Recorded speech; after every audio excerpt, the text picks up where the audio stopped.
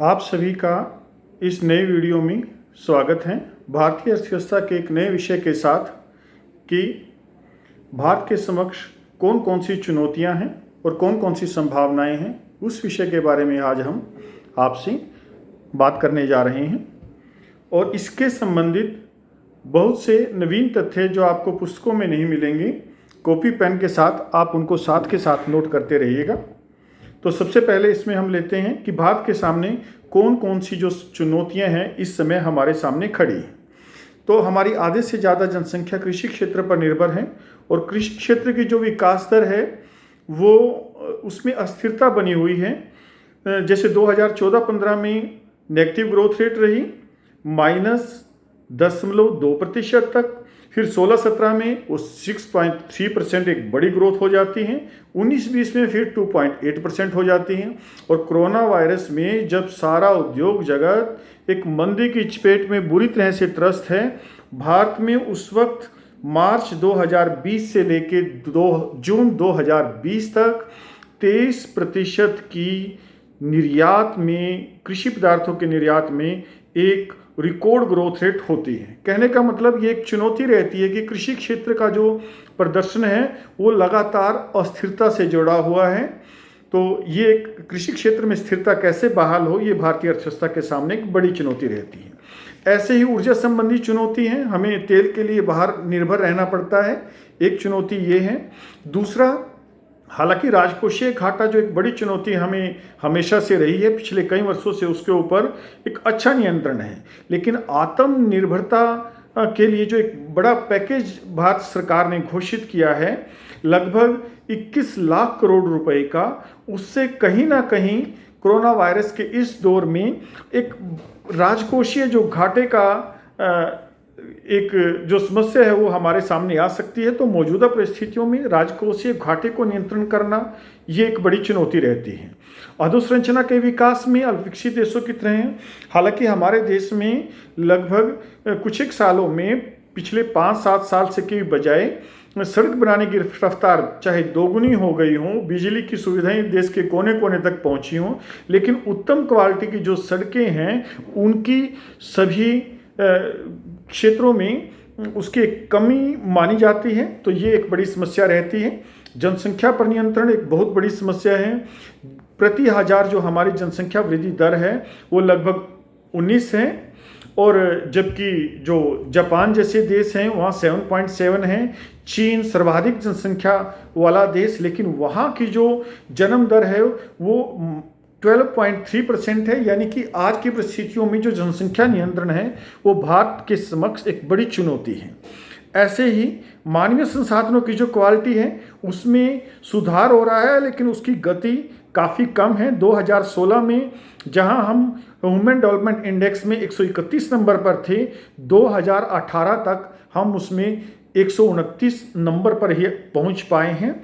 तो ये एक जो मानवीय संसाधन हैं उनमें किस तरीके से सुधार हो, रचनात्मक शिक्षा हमारी अच्छी हो, स्वास्थ्य अच्छा हो, तो वो एक बड़ी चुनौती हमारे पास बनी हुई है। भ्रष्टाचार अपने जैसे देशों में, अल्पविकसित देशों में एक बड़ी समस्या रहती है।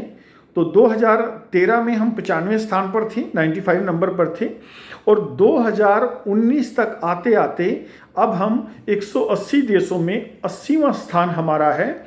तो ये एक बड़ी चुनौती है अपने देश के सामने कि भ्रष्टाचार से कैसे निपटा जाए। प्रशासन में सुधार ये एक बड़ी चुनौती है, क्योंकि सारी योजनाओं का अमली जामा इसी क्षेत्र के लोगों को पहुंचाना होता है, लेकिन कुशल और योग्य होते हुए भी ईमानदारी उनके अंदर ना होना ये भारतीय अर्थव्यवस्था की एक बड़ी चुनौती है। अब हम बात करते हैं कि संभावनाएं के दृष्टिकोण से हम कहाँ पर ठहरते हैं, पूरा विश्व और या हमारे उद्यमी भारत को किस नज़र से देखते हैं। तो इसमें कई अच्छी बातें हैं। पिछले कई सालों से लगातार भारत प्रथम स्थान पर और अधिकतर दूसरे स्थान पर सकल घरेलू उत्पाद की वृद्धि दर हमारे देश में बनी हुई है। विदेशी मुद्रा भंडार में बड़ी अच्छी स्थिति में है। सेवा क्षेत्र हमारा बेहतर है। तो अब हम इन बातों पर हम जिक्र करेंगे कि पूरी दुनिया हमें किस नज़र से देखती है। तो सबसे पहले तो यही बड़ी बात है कि हमारी अर्थव्यवस्था एक अमर्जिंग इकोनॉमी के तौर पर है, उभरती अर्थव्यवस्था है, और पूरी दुनिया की निगाहें इस पर हैं। और कोरोना वायरस के समय जब हम ये देख रहे हैं कि चीन से अधिकतर कंपनियां अपना जो बिजनेस है वो समेट रही हैं और बाहर की तरफ आ रही हैं। तो ये भारत के लिए एक बड़ी संभावना है कि इस जो एक चुनौती है उसको कैसे अवसर में बदला जाएगा। तो वहाँ से जब पूरी दुनिया का मोह चीन से भंग हो रहा है तो ये एक संभावना बचती है कि उनको अच्छी सुविधाएं यहाँ पर दी जाए और इस चुनौती को अवसर में बदला जाए।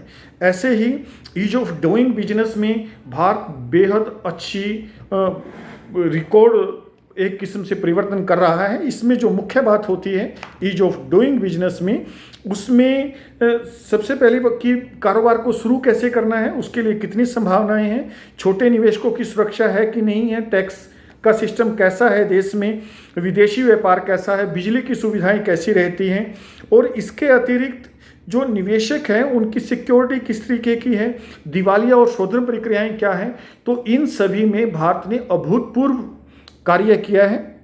तो आप सभी इन चीज़ों को अच्छे से नोट करते रहेंगे कि इन क्षेत्र में अगर हम थोड़े से समय पहले 2014 की बात देखें तो हम 142वें स्थान पर भारत का स्थान आता था और 2019 में हम इतनी तेज गति से आगे बढ़े हैं। जो हमने ये चीज़ों का जिक्र किया है इन सभी में अब हमारा जो पूरे विश्व में स्थान है वो 63वें स्थान पर हम आ गए हैं। यानी कि अपने देश में जो कारोबारी हालात हैं वो बेहद अच्छे हुए हैं।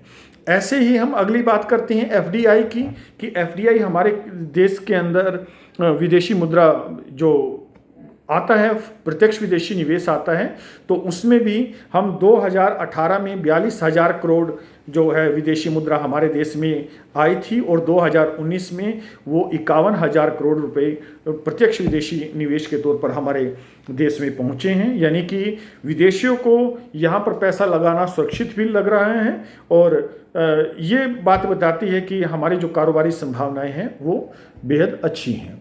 इससे आगे हम जो बात करते हैं वो सेवा क्षेत्र का योगदान है। सेवा क्षेत्र में हमारी आधे से ज़्यादा जो हिस्सा है वो सेवा क्षेत्र से आ रहा है, जो जीडीपी में योगदान है। जहां हम 2016-17 में जीडीपी में सेवा क्षेत्र का योगदान 53.2% था, 2019 में बढ़कर वो 55.3% पर पहुंच गया है और पूरे विश्व में लगभग सेवाओं के निर्यात में भारत का 8वां स्थान है और लगातार हम इस क्षेत्र में अच्छी उन्नति कर रहे हैं। सेवा क्षेत्र में बैंकिंग, बीमा, पर्यटन, संचार, परिवहन, ये सारी चीज़ें हम यहाँ पर देखते हैं। फिर आगे हम एमएसएमई क्षेत्र की बात करते हैं। अगर देखें कृषि क्षेत्र के बाद सबसे बड़ा रोजगार देने वाला क्षेत्र ये है, तो यहाँ पर जो एमएसएमई क्षेत्र है इसमें जीडीपी का 30% होता है, औद्योगिक उत्पादन का कुल 45% होता है और जितना औद्योगिक उत्पादन का हम निर्यात करते हैं उसका 48% इस क्षेत्र से जाता है। और रोजगार की बात करें, रोजगार में लगभग 11 करोड़ से भी अधिक लोग यहाँ पर रोजगार प्राप्त करते हैं, जिसमें 6 करोड़ से अधिक शहरों से और लगभग 5 करोड़ के करीब गांव से के लोगों को इसके अंतर्गत रोजगार दिया जाता है। अब डेमोग्राफिक जो पॉपुलेशन डिविडेंड है वो बढ़िया है। हमारे यहाँ जनसंख्या का जो संरचना है उससे भारत लाभांश की स्थिति में है। युवाओं का देश कहा जाता है। 15 से 64 वर्ष तक की लगभग 65% लोग हमारे देश में यहाँ पर उपलब्ध हैं। अगर उनको सही दिशा दी जाए, उनका जो कौशल है वो बढ़ाया जाए तो देश प्रगति के पथ पर तेजी से आगे बढ़ सकता है। बचत और निवेश की अगर हम बात करें तो पूरी दुनिया में जो बचत की दर है, हमारे यहाँ बचत का एक अच्छा लोगों के अंदर, ग्रामीण क्षेत्रों के अंदर एक अच्छी भूमिका रहती है। अभी ताज में बिल्कुल नए आंकड़े जारी हुए हैं कि ग्रामीण क्षेत्र के जितने भी बैंकिंग संस्थाएं हैं उसमें ऋण की रफ्तार अगर 30% पर बना हुआ है तो वहाँ पर बचत की दर 70 है और पिछले 5 वर्षों से 30 और 70 का ये अनुपात बना हुआ है। यानी कि हमारे विकास में जो ग्रामीण क्षेत्र की सहभागिता है वो बढ़ रही है। बचत ज़्यादा होगा तो निवेश ज़्यादा होगा। तो अब एक नई बात जो लेके आ रहे हैं कि आत्मनिर्भर भारत में एक जो ये कंसेप्ट आई है, हालांकि नहीं कह सकते, अंग्रेजों के समय से बड़ी वो रही, लेकिन अब उसको एक जिस तरीके से बड़ी तवज्जो दी जा रही है, ये इसमें सभी पूरे देशवासियों की सहभागिता बढ़ेगी और ये भारत की जो हमने बात की है कि कौन कौन सी चुनौतियां हैं, कौन सी संभावनाएं हैं, ये उसका एक संक्षिप्त ब्यौरा है। और उम्मीद करता हूँ आप इन सभी को बड़े अच्छे से ध्यान से पढ़ेंगे, लिखेंगे और सुनेंगे। अगले चैप्टर में आपको फिर एक नए विषय के साथ हम आपके साथ मुलाकात करेंगे। धन्यवाद।